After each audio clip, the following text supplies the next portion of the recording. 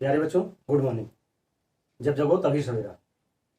हम लोगों ने चैप्टर 2 पॉलिनोमियल से स्टार्ट किया हुआ है, यानी बहुपद। बहुपद में हम लोगों ने geometrical meaning of the zeros of a polynomial, यानी बहुपद के शून्यकों का ज्यामितीय अर्थ, इसके अंतर्गत ग्राफ ऑफ लीनियर पॉलिनोमियल्स देखा, यानी रैखिक बहुपद का रेखा चित्र कैसे बनता है और उसमें कितने जीरोज होते हैं, कितने शून्यक होते हैं, उनके आधार पर रेखा चित्रों का निरूपण कैसे किया जा सकता है, वो चीजें देखी। आज हम लोग ग्राफ ऑफ क्वाड्रेटिक पॉलिनोमियल्स, यानी द्विघात बहुपद का रेखा चित्र कैसे बनेगा उसको देखेंगे। द्विघात बहुपद जिनमें चर की घात 2 हो, यानी वेरिएबल्स की डिग्री 2 हो, उन्हें द्विघात बहुपद बोलते हैं। द्विघात बहुपद का व्यापक स्वरूप ax² + bx + c होता है, जिसमें a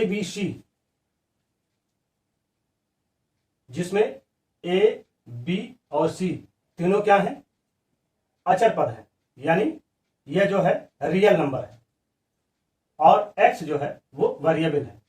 इसमें किसी भी बहुपद की घात क्या होती है, जो किसी भी चर की या वेरिएबल्स की सबसे बड़ी घात होती है वही बहुपद की घात होती है। यानी इस पॉलिनोमियल्स की डिग्री कितनी है, 2 है, क्योंकि यहां पर x की डिग्री जो है 1 है और यहां डिग्री 2 है, तो सबसे बड़ी डिग्री क्या है, x⁻²। तो इस पॉलिनोमियल्स की डिग्री क्या होगी, 2 होगी। दूसरी चीज हम लोगों ने रैखिक बहुपद में यह देखा कि वहां पर केवल और केवल एक रेखा के रूप में ही चित्रों का निरूपण मिलता है, क्योंकि 2 वेरिएबल्स x और y में कंपैरेटिवली जो परिवर्तन है वो लगभग प्रत्येक स्थानों पे समान होता है। यानी हमने उसमें पॉजिटिव और नेगेटिव डायरेक्शन के लाइनें देखी, रेखाएं देखी, तो चाहे पॉजिटिव डायरेक्शन का हो चाहे नेगेटिव डायरेक्शन का हो, यानी कहने का मतलब यह है कि एक चर x में परिवर्तन के कारण y में होने वाला परिवर्तन लगभग जितना x में परिवर्तन उतना y में, भले ही x बढ़े तो y कम हो, चाहे x बढ़े तो y भी बढ़े, लेकिन दोनों में होने वाला परिवर्तन लगभग समान होता है। इसलिए वहां पर जो भी चित्र मिलता है वो रैखिक स्वरूप का मिलता है, एक रेखा के रूप में मिलता है। लेकिन द्विघात बहुपद में चूंकि आप जानते हैं यहां क्या है, ax² + bx + c, ठीक है। a b c यहां कांस्टेंट पद हो गया, कांस्टेंट टर्म हो गया, अचर राशियां हैं। और अगर मान लीजिए b = 0 एंड c = 0, अगर ये दोनों वैल्यू इक्वल हो जाती है, 0 के बराबर हो जाती है, तो y = क्या हो जाएगा, ax², ठीक है। तो x² यानी वर्ग का मतलब आप जानते हैं, स्क्वायर का मतलब आप जानते हैं कि जो भी मान होगा वो उसका स्क्वायर के रूप में, जैसे 4 है तो 4 का स्क्वायर करेंगे 16, 2 है 2 का स्क्वायर करेंगे तो 4, 3 का स्क्वायर करेंगे तो 9। तो यहां पर वर्गात्मक स्वरूप के परिणाम आपको देखने को मिलते हैं। ठीक, पहली चीज कि आपको जो फिगर ड्रा करना है वो किस रेंज की संख्याओं में, वो रेंज मालूम होनी चाहिए, तब आसानी होती है। देखिए रेंज निकालना इसका कितना आसान होता है।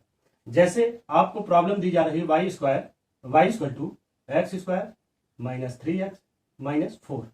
अगर सपोज आपने मान लिया x = 1, यानी x की वैल्यू आपने 1 मान ली, तो ये हो जाएगा 1² - 3 × 1 - 4, ये आया 1 - 3 - 4, 1 पॉजिटिव है, ये 1 - 7, यानी क्या आ गया 6, ठीक ना। तो यानी y की वैल्यू जो होगी वो -6 और +6 के बीच में होगी। वैसे भी आप जानते हो किसी भी संख्या का अगर स्क्वायर हुआ है और उसके स्क्वायर को हटाओगे तो क्या हो जाएगा, रूट लगाना पड़ेगा, और रूट की जो वैल्यू आती है वो पॉजिटिव और निगेटिव के बीच में आती है। तो इस तरीके से आपको -6 और +6 के बीच में इसकी रेंज पता लग जाती है। तो यानी x की वैल्यू आप अधिकतम 6 तक रख सकते हैं, -6 से +6 तक, और उसके बीच में y की जो वैल्यू आती है वो हम कैलकुलेट करके y की वैल्यू 6, यह रेंज जो है रेंज ऑफ फंक्शन है। इसे आप क्या बोलते हैं, इसे बोलते हैं रेंज ऑफ फंक्शन।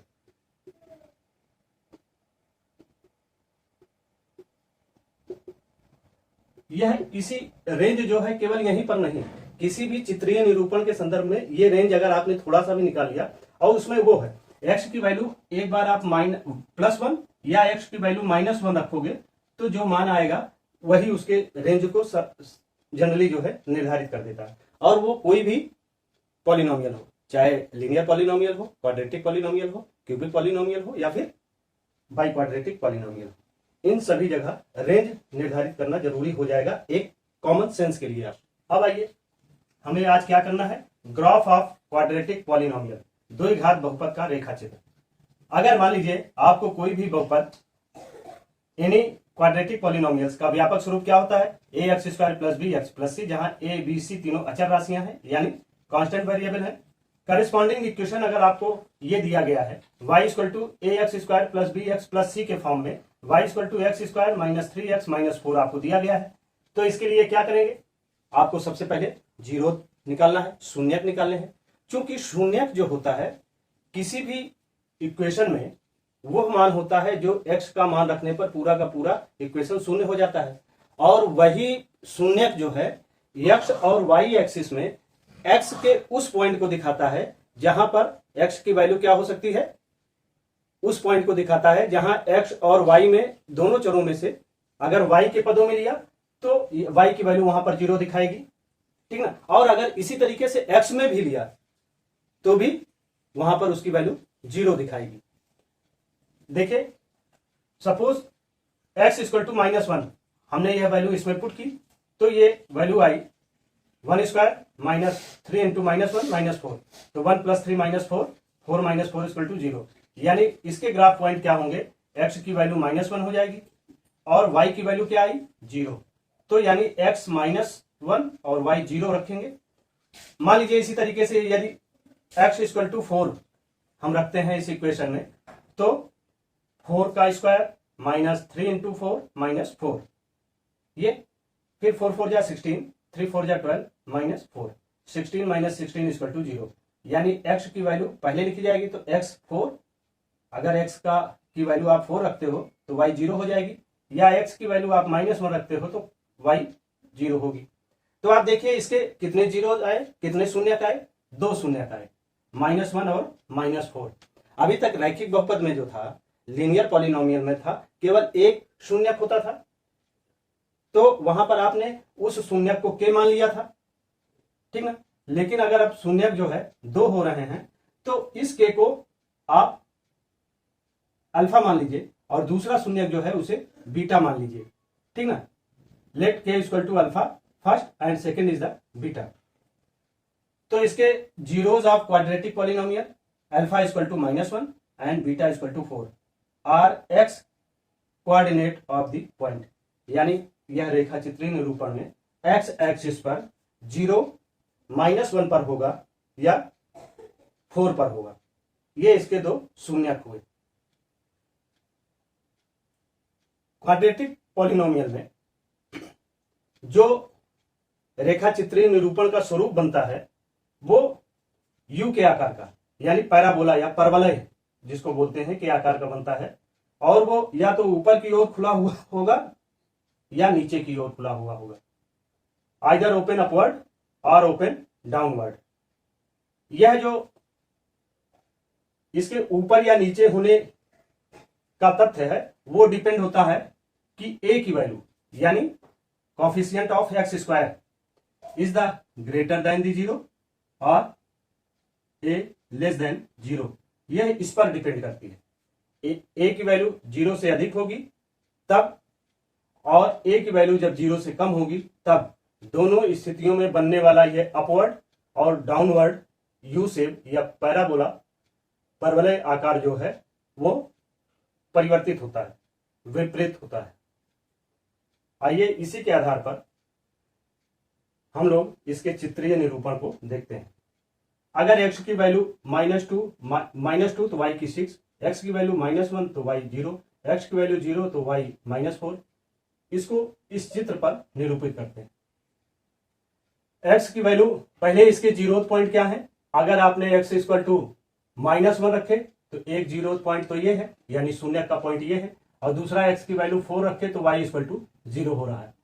तो यानी कहने का मतलब यह जो इसका चित्रीय निरूपण है वो माइनस एक्स की वैल्यू -1 और y इक्वल टू 0 रखने पर वो इस पॉइंट पर बनेगा, क्योंकि यह मूल बिंदु है, ओरिजिन पॉइंट है। इसके इधर x की वैल्यू निगेटिव होगी और सेकेंड कोऑर्डिनेट में ही x निगेटिव और y पॉजिटिव होता है, तो यह पॉइंट बना।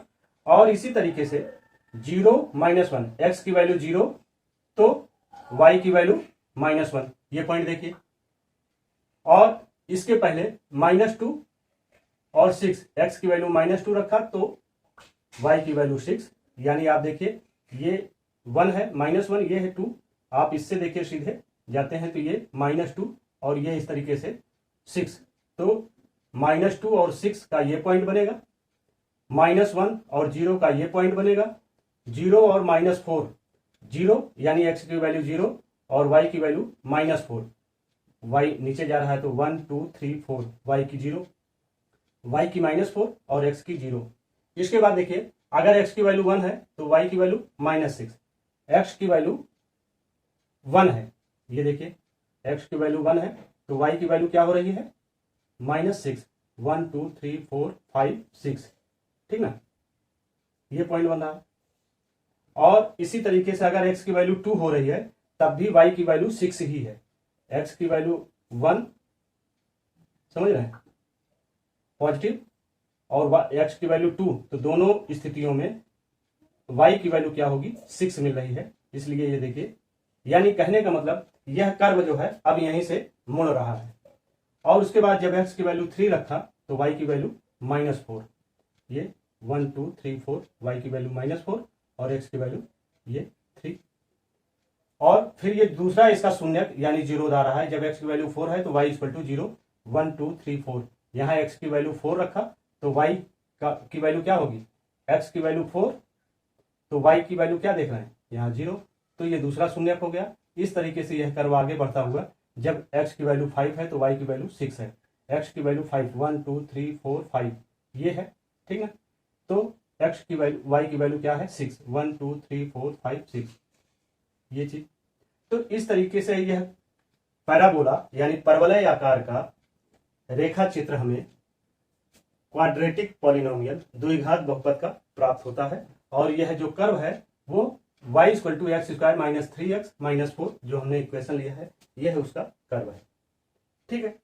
अब इसमें चूंकि आप देखते हैं कि द्विघात बहुपद में क्वाड्रेटिक पॉलिनोमियल में कितने शून्यक प्राप्त हो सकते हैं, कितने शून्यक प्राप्त होते हैं मैक्सिमम 2 घात 2 शून्यक, तो यानी 2 शून्यक का मतलब यह है कि या तो इसके एक भी शून्यक ना हो यानी शून्यकों की संख्या 0 हो, या इसके शून्यकों की संख्या 1 हो या फिर 2 हो, तो यानी इस तरीके से आप क्या देख रहे हैं इसके मैक्सिमम कितने शून्यक मिल सकते हैं 2 या फिर 1, और या फिर ऐसा हो कि शून्यक ना हो।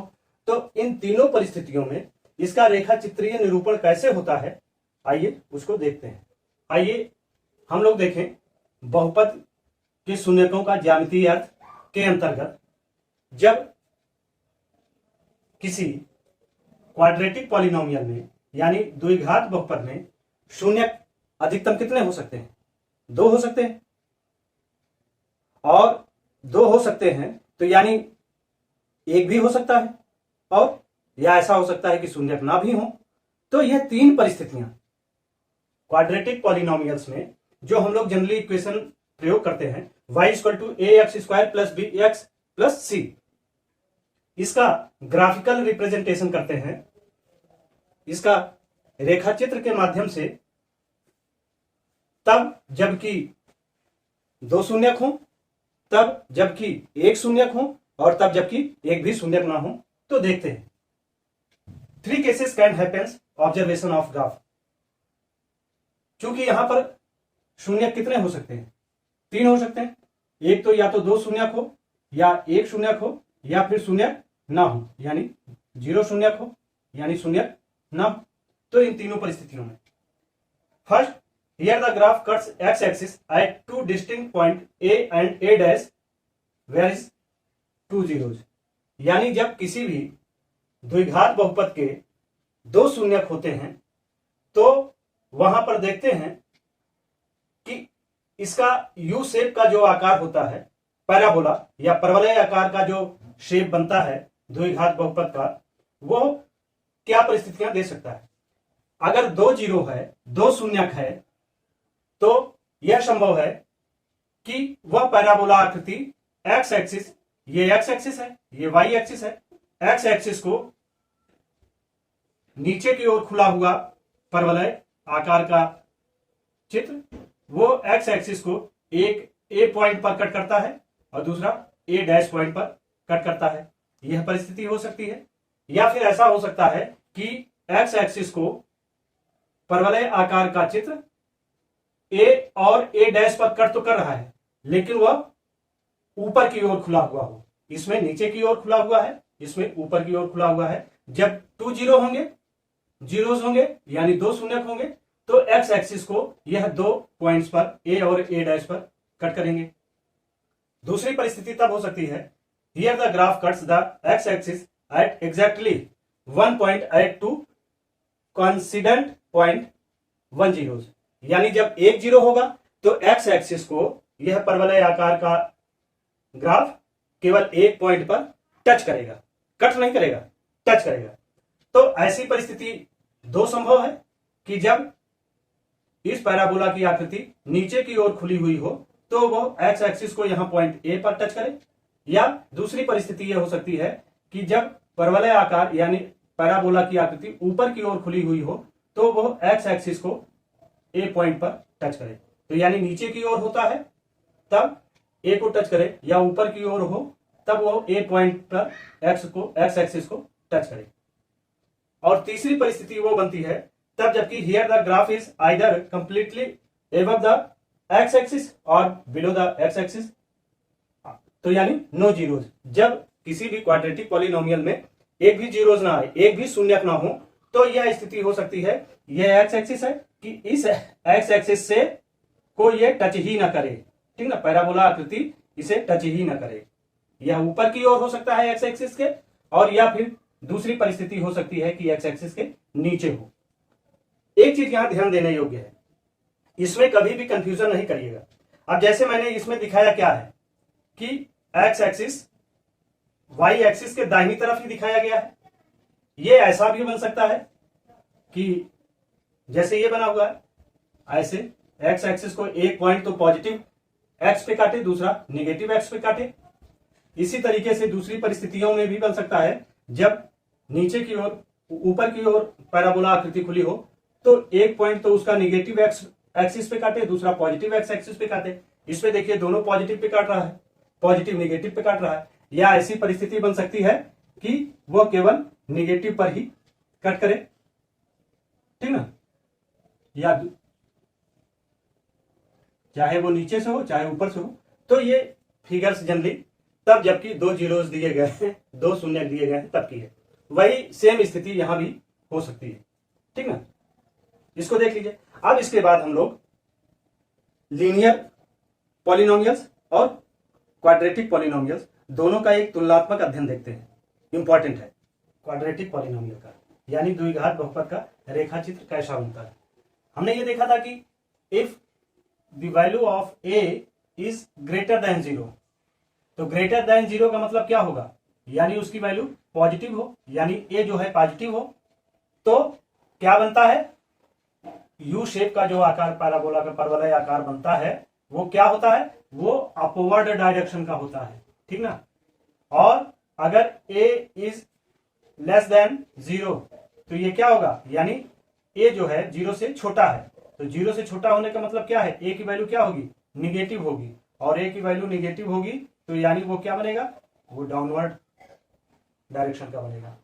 तो उसी चीज को इसमें दिखाया गया है कि जब ए की वैल्यू पॉजिटिव होती है तो ये अपवर्ड डायरेक्शन का बनता है, ठीक ना, यानी ये y equal to x square, a equal to positive, ठीक।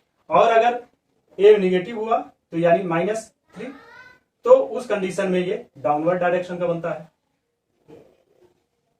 इसी के आधार पर ये तीसरा कर्व दिया जा रहा है यू शेप का, जो y equal to x square plus 5x plus 3 का। तो इस तरीके से ये रिप्रेजेंट होता है। इससे यह पॉइंट क्लियर हुई कि जब a इज ग्रेटर देन 0 तो पॉजिटिव यानी अपवर्ड बनेगा, जब a इज लेस देन 0 तो डाउनवर्ड बनेगा। इसके बाद जो इक्वेशन हमें दी जा रही है y equal to a x square plus b x plus c, generally ये जो है क्वाड्रेटिक पॉलिनोमियल का एक इक्वेशन है। अगर इसमें ए बी सी तीनों क्या है, कांस्टेंट वैल्यू है, अचर पद है, तो अगर b इक्वल टू 0 और c इक्वल टू 0 हो तो y इक्वल टू क्या हो जाएगा, y equal to a x square, ठीक ना।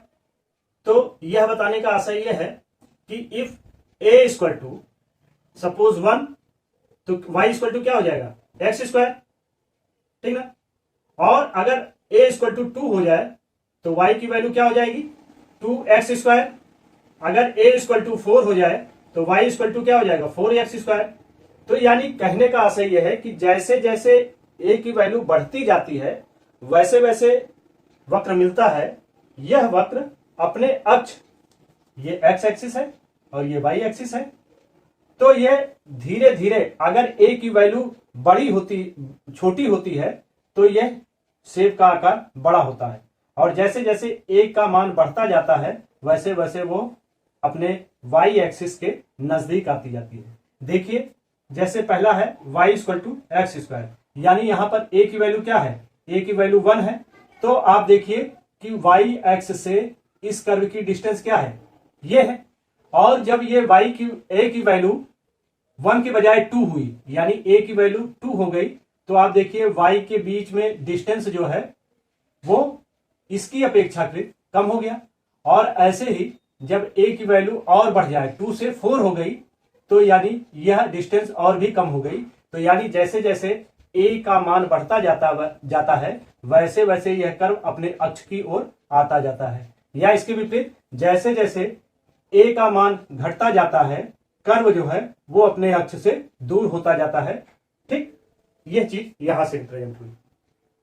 इसके बाद इतना पढ़ने के बाद आप लोगों के जेहन में एक बात जरूर उठती होगी कि आखिर क्या कारण है जिसके कारण कि लीनियर पॉलिनोमियल्स का जो ग्राफ है वो स्ट्रेट लाइन में मिल रहा है, लेकिन क्वाड्रेटिक पॉलिनोमियल्स यानी द्विघात बहुपद का जो ग्राफ मिल रहा है वो यू शेप का मिल रहा है।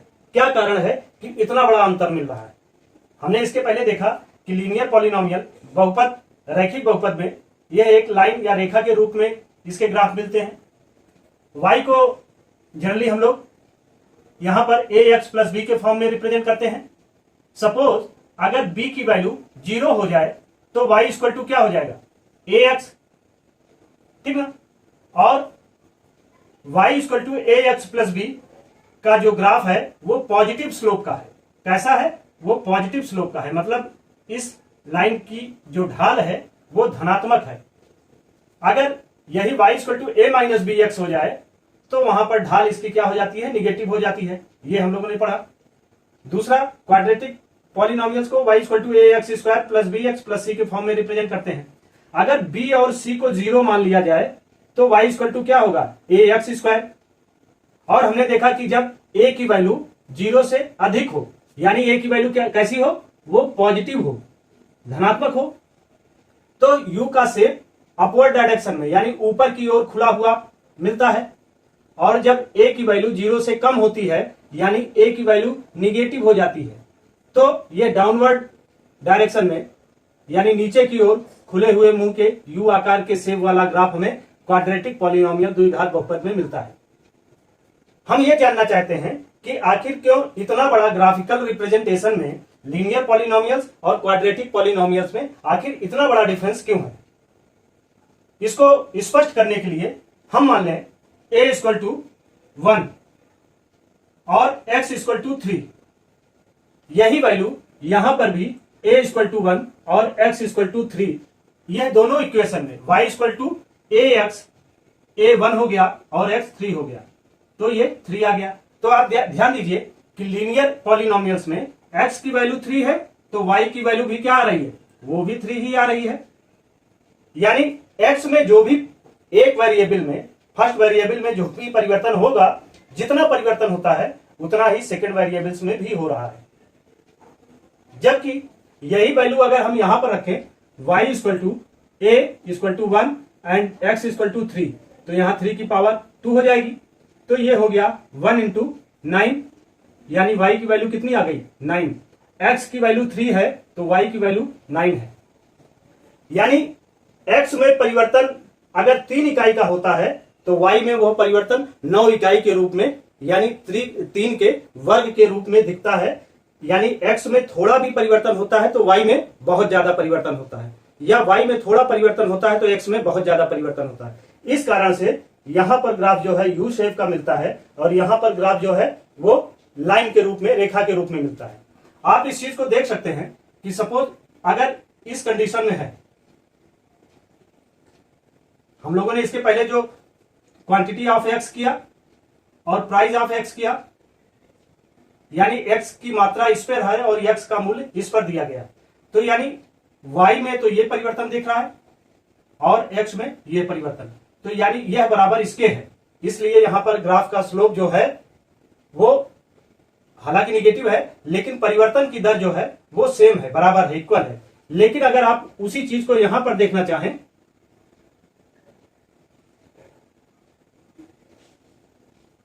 तो देखिए y में परिवर्तन केवल इतना होने से x में परिवर्तन ज्यादा है। बहुपद के शून्यकों का ज्यामितीय अर्थ के अंतर्गत हम लोग अब क्यूबिक पॉलिनोमियल यानी त्रिघात बहुपद का ग्राफ निरूपित करने जा रहे हैं, यानी इसका ग्राफिकल रिप्रेजेंटेशन या जियोमेट्रिकल रिप्रेजेंटेशन करने जा रहे हैं। तो क्यूबिक पॉलिनोमियल वो पॉलिनोमियल होता है जिसमें वेरिएबल्स यानी x की पावर जो है वो 3 होती है, x की घात 3 होती है। मान लीजिए अगर आपको कोई इक्वेशन दिया गया है y equal to x cube minus 4, ठीक ना।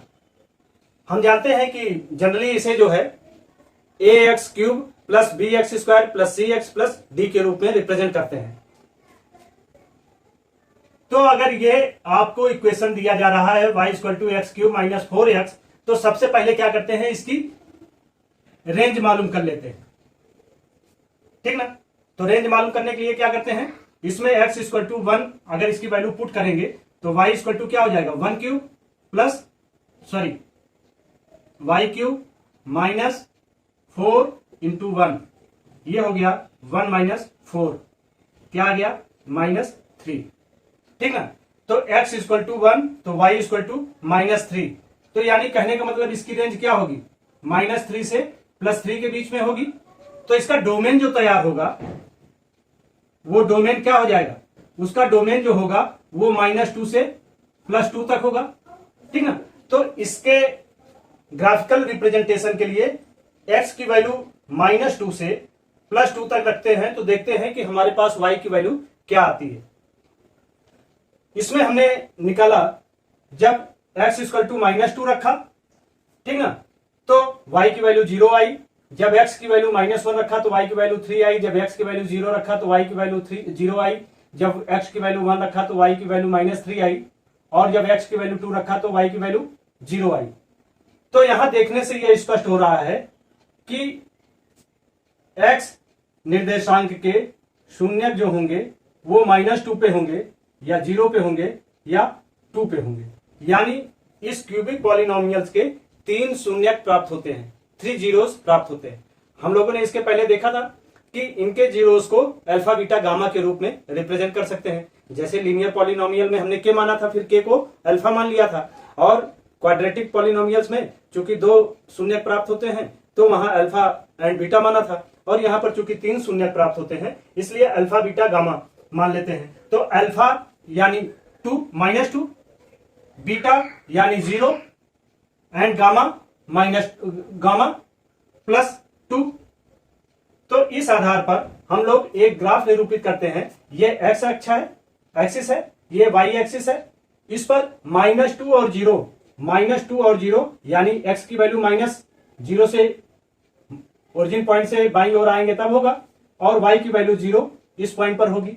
फिर -1 और 3, -1 यानी x की वैल्यू -1, तो ये -1 अगर हम लोग देखें तो ये -1 हो जाएगा, ठीक है।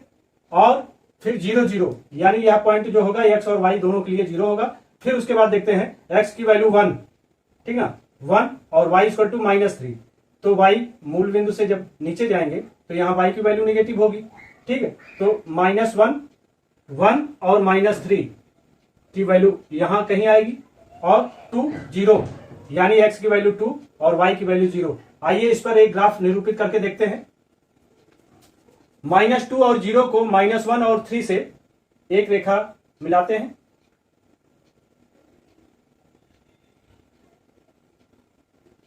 और फिर आए 0 0 पर। ठीक है, 0 0 के बाद 1 और -3,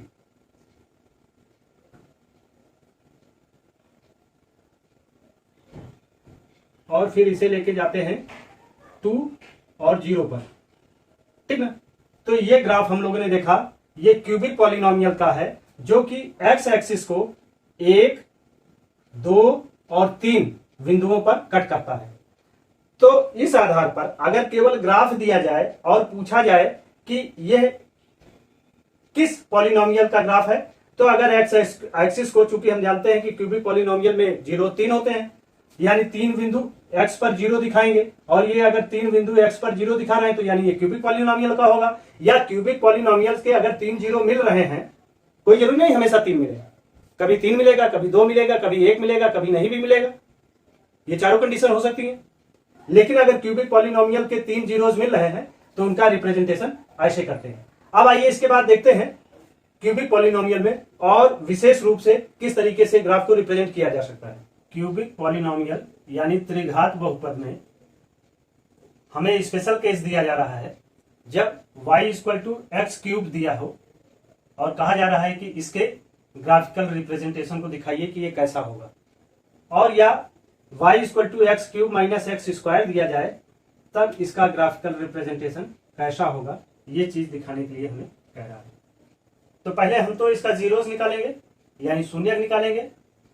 x की वैल्यू अगर 1 रखते हैं तो 1 ही आएगा, या 2 रखते हैं तो 0 इसका केवल और केवल x = जब वैल्यू 0 रखी जाएगी तभी इसकी वैल्यू y की वैल्यू 0 आएगी।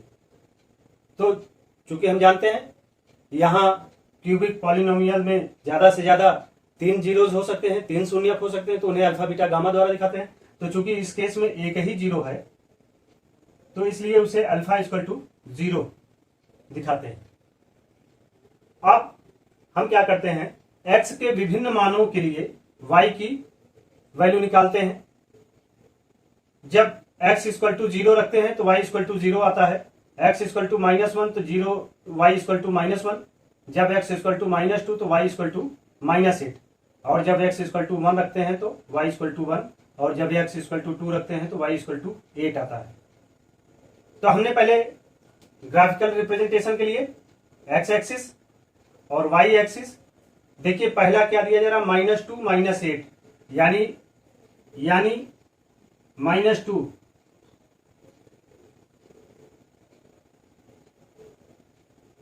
ये आया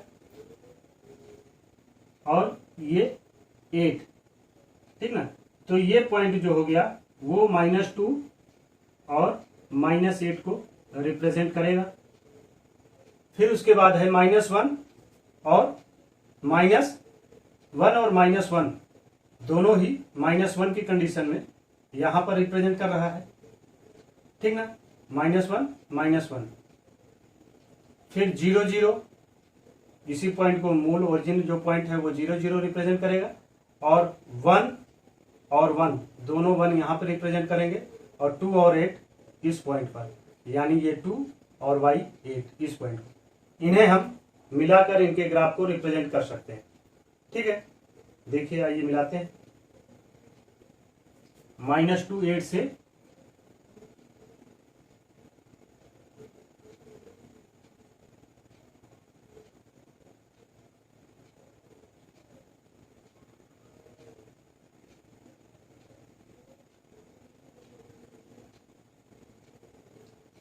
ये आपका ग्राफ रिप्रेजेंट हो गया, तब जबकि y = x³ दिया गया है, ठीक। ये बात क्लियर हो गई। दूसरी कंडीशन, जब y = x³ - x² दिया गया है तो इसके 2 जीरोस निकलेंगे, 2 शून्य निकलेंगे।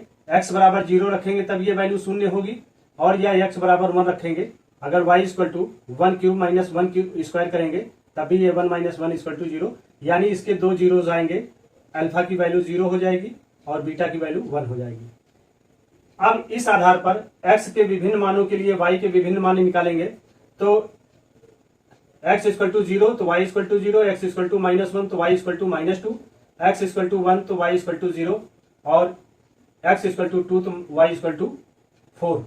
ये देखिए ये दोनों शून्यक वाले कॉलम हैं। जब x की वैल्यू 0 रखी जाती तब भी 0 आता है और x की वैल्यू 1 रखी जाती तब भी 0 आता है। तो -1 -2 ये पॉइंट देखते हैं, ये -1 और ये -2 और इसे 0 0 ये पॉइंट हो जाएगा और फिर 1 0 ये 1 और y 0 इस पॉइंट पर होगा और फिर उसके बाद 2 और 4 इस पॉइंट पर होगा। ये 2 और 4 को रिप्रेजेंट कर रहा है। आइए इसके ग्राफ को बना देते हैं।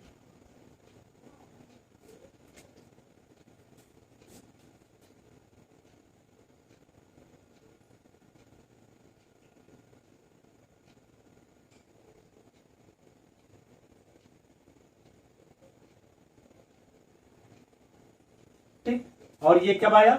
जब y equal to x cube minus x square दिखाया जा रहा है। ठीक है, इस तरीके से जब क्यूबिक पॉलिनोमियल के special cases y equal to x cube और y equal to x square minus y x cube minus x square दिया गया है तब का ग्राफिकल रिप्रेजेंटेशन है। एग्जाम्पल नंबर 1 दिया जा रहा है, find the number of zeros of px। तो ये कुछ फिगर दिए गए हैं, इनको देखकर हमें ये बताना है कि इसमें कितने शून्यक हैं। ठीक, तो शून्यकों के लिए एक चीज विशेष ध्यान रखना है कि यह एक्स एक्सिस है और यह वाई एक्सिस है। एक्स एक्सिस के रिप्रेजेंट में हमें शून्यक निकालने हैं। तो यानी कोई भी ग्राफ एक्स को कितनी बार, एक्स एक्सिस को कितनी बार काट रहा है वही उसके नंबर ऑफ जीरोस होंगे, वही उसके शून्यकों की संख्या होगी। अब आप देखिए पहले फिगर में यह, अब यहां पर ये पॉइंट क्या है, यह जो है एक्स एक्सिस को काट रहा है, इसके अलावा और कोई एक्स एक्सिस को नहीं काट रहा। तो यहाँ नंबर ऑफ जीरोस कितने होंगे, शून्य कितने होंगे, 1। अब देखिए ये एक इस पॉइंट पर एक्स को काट रहा है और एक्स दूसरा इस पॉइंट पे एक्स को काट रहा है। तो यहाँ शून्यकों की संख्या कितनी हो गई, 2। क्यों? क्योंकि एक्स एक्सिस को 2 बार काट रहा है। अब देखिए ये जो है 1 2 और 3, यह 3 जगह एक्स एक्सिस को काट रहा है, इसलिए इसमें शून्यकों की संख्या कितनी हो गई, 3। ये देखिए यह जो है केवल एक्स एक्सिस को एक स्थान पे काट रहा है, इसलिए इसमें शून्यकों की संख्या 1। ये भी देखिए एक ही स्थान पे एक्स को काट नहीं रहा है, टच कर रहा है। ठीक ना, तो यहां पर शून्यकों की संख्या कितनी है, 1। और ऐसे ही इस फिगर में देखिए एक्स को एक यहां काट रहा है, दूसरा यहां काट रहा है, तीसरा यहां और चौथा यहां। तो इसमें शून्यकों की संख्या क्या है, 4। इसी के आधार पर आप कह भी सकते हो जहां शून्यक 1 है वो कैसा पॉलिनोमियल्स हो सकता है, या 2 है तो कैसा हो सकता है। इस आधार पे आप इनके नामों को भी डिसाइड कर सकते हैं। 1 है, 2 है, 3 है, तो इस आधार पर, हालांकि कोई जरूरी नहीं, इसमें तो शून्यक एक ही है, लेकिन यह लीनियर पॉलिनोमियल नहीं है, यानी इसका रिप्रेजेंटेशन रेखा के रूप में नहीं है, लाइन के रूप में नहीं है। तो ये लीनियर पॉलिनोमियल का तो नहीं हो सकता, लीनियर पॉलिनोमियल का ये होगा। ठीक ना, इस आधार पर आप इसके नामों को भी डिसाइड कर सकते हैं। अब आते हैं एक्सरसाइज, हम लोग 2.1 को करते हैं। 2.1 इसमें हमें फिगर को देखकर, ग्राफ को देखकर बताना है कि इसमें कितने जीरोज हैं, इसमें कितने शून्यक हैं। शून्यकों के आधार पर ही हमने देखा इसके पहले कि ग्राफ बनते हैं, जितने शून्यक होते हैं ग्राफ में एक्स एक्सिस को वो कर्व उतनी बार टच करता है या कट करता है।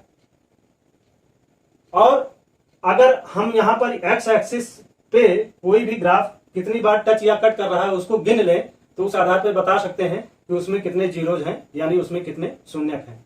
इसको इस आधार पे याद कर सकते हैं कि अगर एक्स एक्सिस के रेस्पेक्ट में हमें पूछा जाता है, एक्स अक्ष के रेस्पेक्ट में अगर मुझसे पूछा जाता है कितने शून्यक हैं, तो मान लें कि एक्स अक्ष जो है वो बिजली का एक तार है, जिसको जितनी बार छुएगी कोई कर्व उतनी बार वो इस पार करेगा। अब देखते हैं, यहां ये एक्स अक्ष है जिस पर यह रेखा एक भी बार टच नहीं कर रही है कहीं पर भी। वाई को तो कर रही है लेकिन एक्स को नहीं कर रही है। अगर वाई के रेस्पेक्ट में पूछा जाएगा तब तो हो सकता है कि हाँ एक बार, यानी इसके शून्यक 1 है, लेकिन एक्स पे कहीं भी ये टच या कट नहीं कर रहा है, इसलिए इसमें शून्यक नहीं है। ठीक ना, नो जीरोज। ये देखिए एक्स अक्ष को एक बार कट कर रहा है, तो इसलिए इसमें शून्यकों की संख्या कितनी होगी, 1 होगी। अब देखिए ये एक्स एक्सिस को 1 2 3 बार कट कर रहा है, इसलिए इसमें शून्यकों की संख्या कितनी हो जाएगी, 3। वैसे ही इसमें देखो ये वक्र जो है, कर्व जो है 2 बार कट करता है एक्स एक्सिस को, इसलिए इसमें शून्यकों की संख्या क्या हो जाएगी, 2। वैसे ही इसमें देखिए 1 2 3 4, तो इसमें जीरोस की संख्या क्या हो जाएगी, 4। वैसे ही यहां देखिए 1 2 3, तो यहां पर जीरोस की संख्या क्या हो जाएगी, 3। ये इस तरीके से आप कर सकते हैं, ठीक है। एक्सरसाइज 2.1 समाप्त हो गई है। अब इसके बाद हम लोग पॉलिनोमियल्स के कोफिशिएंट और उसके डिग्रीज के बीच जो संबंध होता है उसको देखेंगे। आप लोग इसे उतार लीजिए।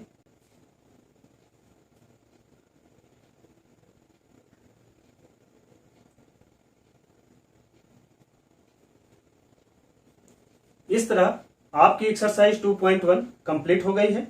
इसके बाद हम लोग जीरोज माने किसी भी बहुपद के शून्यक, जीरोज ऑफ पॉलिनोमियल्स और उसके कोफिशिएंट यानी गुणांक के बीच क्या संबंध होता है, इस चीज को देखते हैं। आप इसे उतार लीजिए।